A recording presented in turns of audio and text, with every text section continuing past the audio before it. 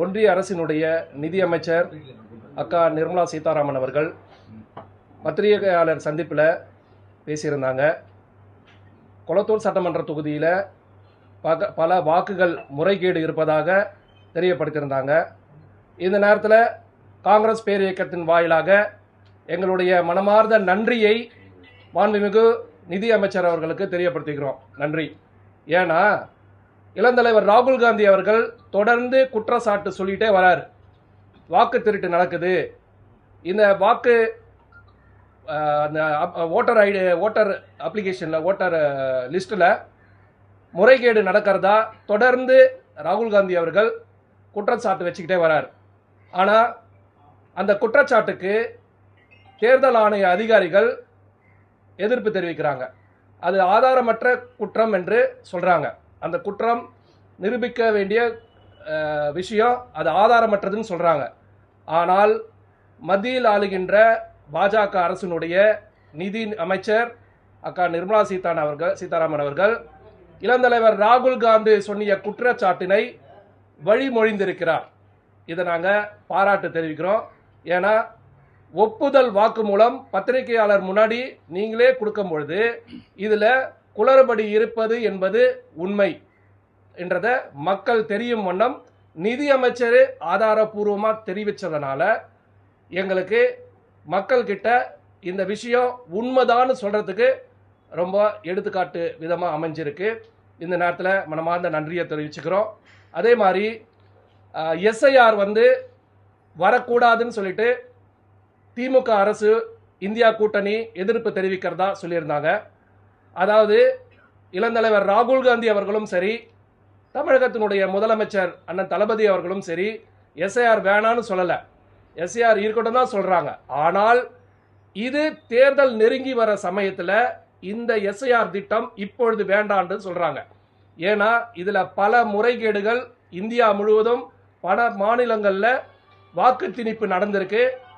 அது தமிழகத்திலையும் நடக்கக்கூடாது என்பதற்காக தான் இந்த தருணத்தில் தேர்தல் வர தருணத்தில் இதை செய்யக்கூடாதுன்னு சொல்லிட்டு எதிர்ப்பு கொடுக்குறாங்க.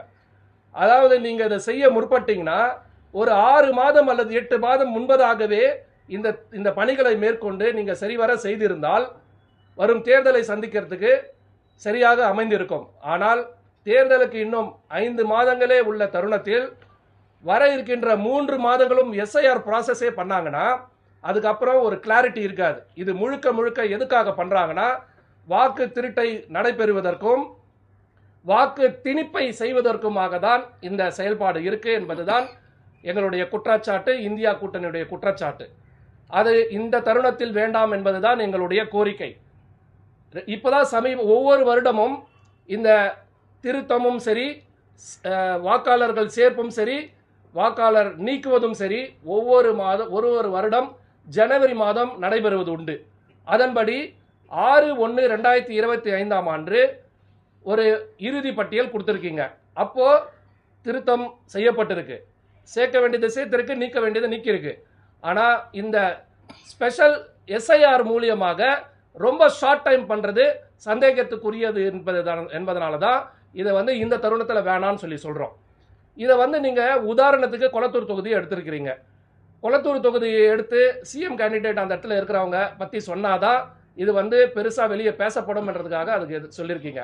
கொளத்தூர் தொகுதி ஆனாலும் சரி, எந்த தொகுதியான 234 தொகுதியில் எந்த தொகுதியில் முறைகேடு நடந்தாலும் அதுக்கு காரணம், அதுக்கு பொறுப்பேற்க வேண்டியது தேர்தல் ஆணையம் தான்.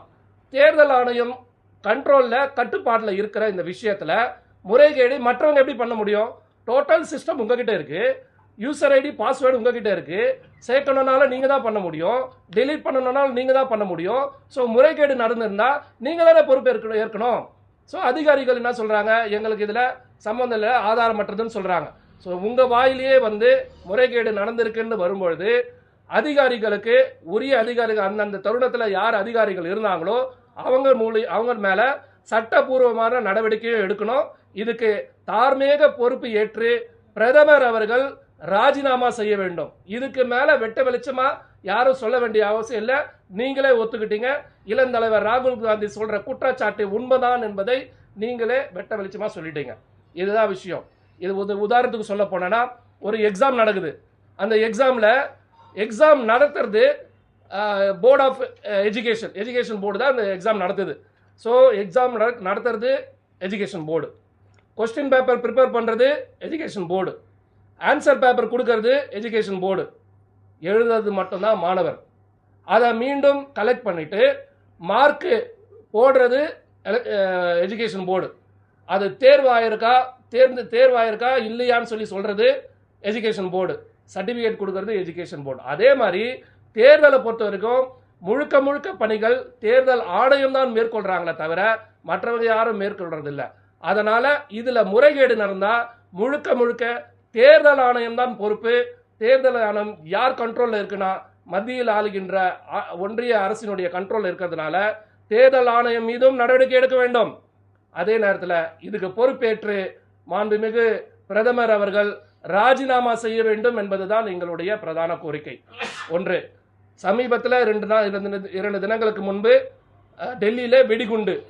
இது மோசமான சூழ்நிலை, பாதுகாப்பற்ற சூழ்நிலை. இந்திய மக்களை பாதுகாக்க வேண்டிய இடத்தில் இருக்கிற பிரதமர் அவர்களும் அமித்ஷா அவர்களும் உள்துறை அமைச்சர் அவர்களும் இதற்கு தார்மீக பொறுப்பு ஏற்க வேண்டும். மக்களை பாதுகாக்க வேண்டிய கடமை உங்களுக்கு இருக்கு. நீங்க அதை செய்ய தவறுறதுனால, இங்கேயோ மக்கள் கிட்ட தலை குனிஞ்சு நிக்கிறதுனால இதற்காகவும் நீங்கள் ராஜினாமா செய்து விலக வேண்டும் என்பதுதான் காங்கிரஸ் பேரியக்கத்தினுடைய கோரிக்கை. நன்றி.